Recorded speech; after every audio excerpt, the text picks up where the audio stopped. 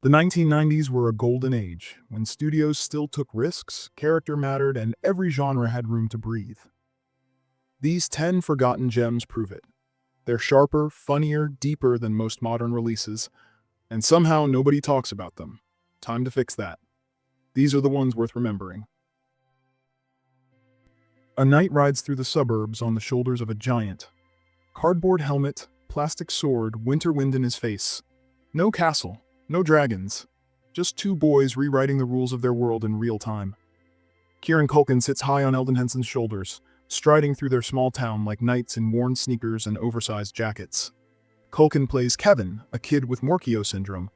Henson is Max, his unlikely partner, his lift through the world. Together, they rewrite their lives into legend, fighting bullies, dodging tough realities, escaping parents who worry quietly behind closed doors.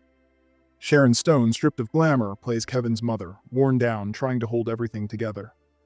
Peter Chelsom directs with warmth and toughness, balancing humor with genuine ache. It landed quietly in 1998, sandwiched between flashier teen comedies and louder family fare. Studios couldn't sell subtle. Audiences missed it. But beneath that quiet surface, something real. Friendship here hurts, misfires, heals, and then carries. Years later, you realize this film isn't just another feel-good story about underdogs. It understands the best friendships aren't built from easy days. They're forged by kids who need each other because the world isn't always kind. Brendan Fraser stands watching his senior thesis disappear into a boiler room furnace, page by page, held hostage by a homeless man who knows exactly what he's doing. Joe Pesci, scrappy, sharp-eyed, endlessly proud, gives Fraser an ultimatum. Each favor buys back one page. No charity, just dignity, on his own terms. They forge a bargain, warmth for wisdom, shelter for perspective. Fraser, buttoned-up Harvard golden boy, slowly learns that Pesci is just street smart. He's lived. Their exchanges are quick, clever, quietly heartbreaking. Moira Kelly and Patrick Dempsey move in their orbit, bantering through Cambridge streets, the world of Ivy and ambition suddenly less certain. Alec Kashishian directs without flash, framing winter at Harvard as both magical and brutally cold. Every scene balances humor and pain. But in '94, theaters filled fast with louder comedies and bigger dramas. Too subtle, too earnest. Studios didn't push hard. Audiences missed a story that landed softer, lingered longer. This film holds up because it understands loss, pride, friendship, all wrapped in that brief moment before life gets complicated. Fraser shows vulnerability beneath privilege. Pesci reveals warmth beneath survival. It stays with you.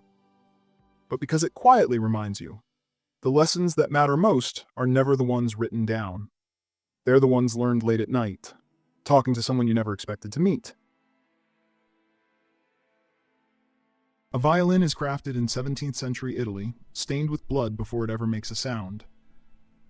From there, it travels, Vienna, Oxford, Shanghai, changing hands across centuries of war, love, and obsession.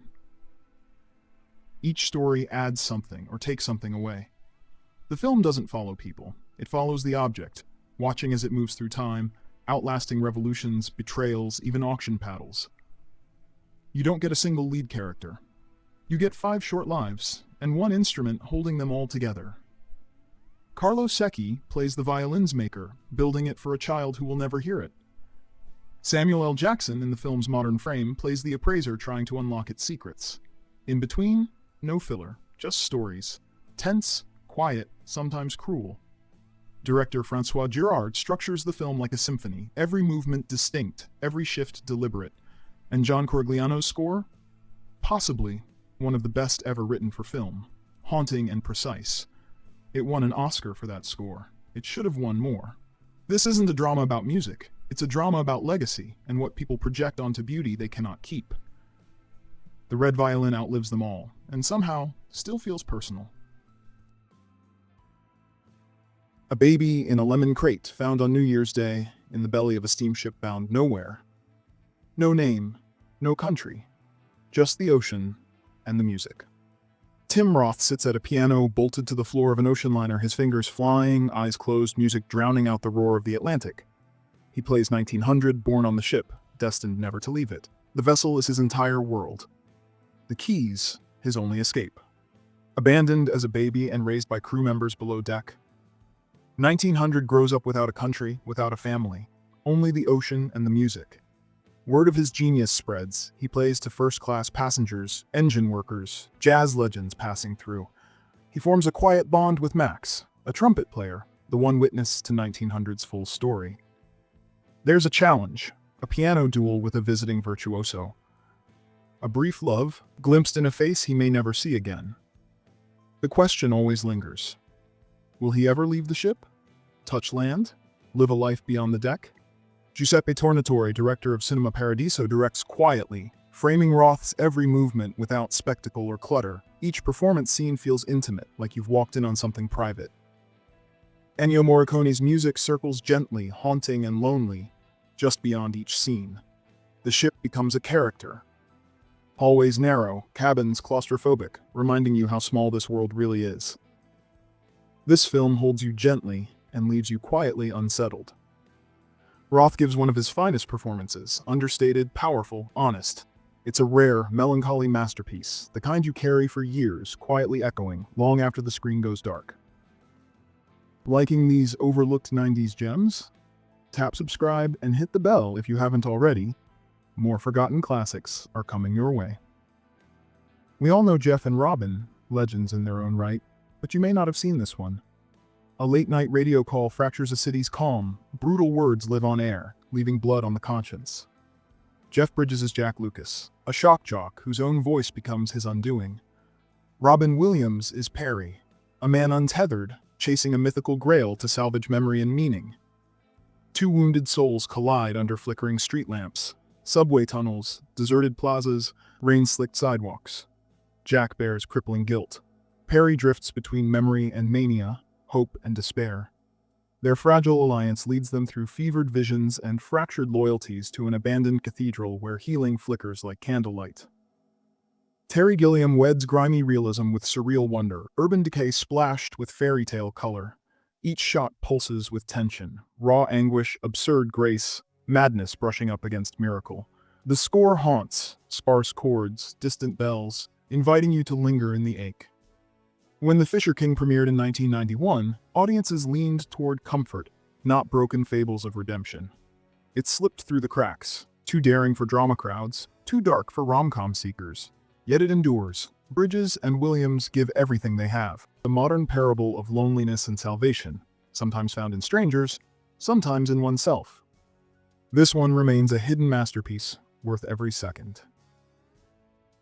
Harvey Keitel stands behind the counter of his Brooklyn cigar shop, camera in hand, snapping the same street corner every morning, same time, same angle, capturing tiny changes that nobody else notices.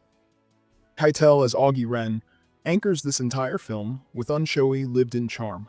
He's calm, steady, quietly curious, watching lives drift in and out of his store.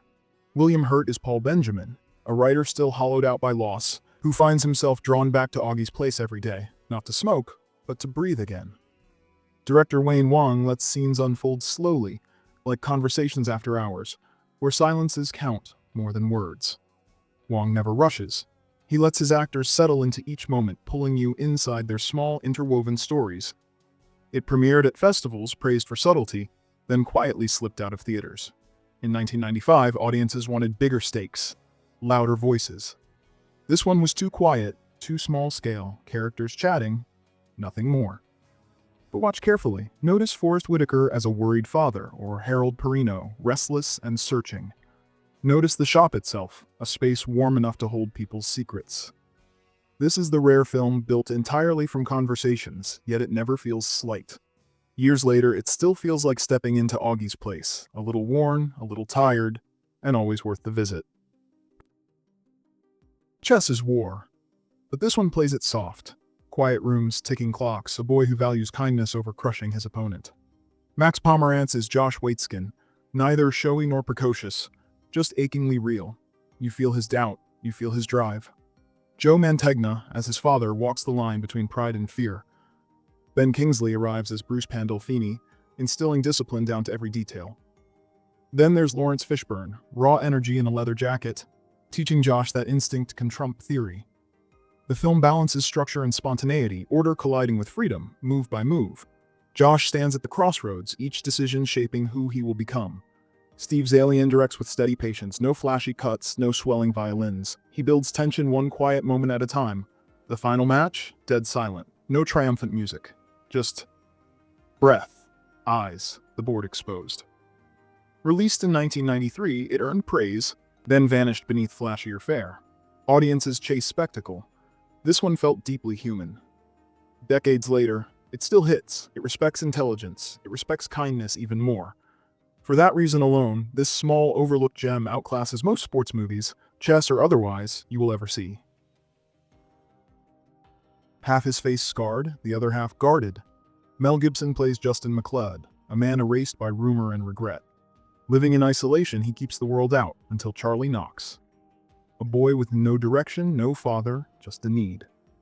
What begins as test prep becomes something else, two damaged people teaching each other how to hold on. Gibson directs with surprising restraint. No sweeping strings, no sermonizing speeches, just slow, deliberate scenes that let silence sting. The house feels abandoned, the air thick with past mistakes. Every glance is loaded. Every word matters. Nick Stahl is magnetic as Charlie, spiky, sensitive, all nerves. The connection they forge never goes where you expect. Gibson spent hours in prosthetic makeup daily, not to shock, but to make pain feel lived in. That commitment shows in every frame. Released in '93, it barely registered. Too gentle for blockbuster season. Too sincere for critics expecting another Gibson epic. It never got the credit it deserved. But time has been kind to this film. Its quiet strength endures. There's no triumph moment, just dignity reclaimed. And for Gibson, this is his most human work. Not loud, not showy, just honest, and better than anyone remembers. It looks like a typical prep school drama, clean uniforms, hidden rivalries, Ivy League futures. But it runs deeper. Brendan Fraser plays David Green, a working-class quarterback hiding his Jewish identity to fit in.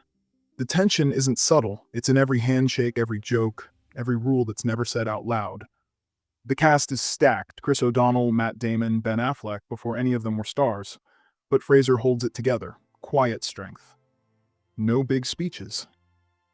And that matters here. The film cost under $20 million. Paramount gave it a small push, betting more on star potential than subject matter. It opened against Honeymoon in Vegas and Twin Peaks' Fire Walk with Me, and was quietly pulled within weeks. Fraser nearly lost the part for being too all-American. Producers doubted he could sell The Outsider. That's the point. He turns those doubts into fuel. The final scenes are uncomfortable. Not because they're loud, but because they're honest. It was overlooked. Wrong slot, low marketing, too direct for 1992.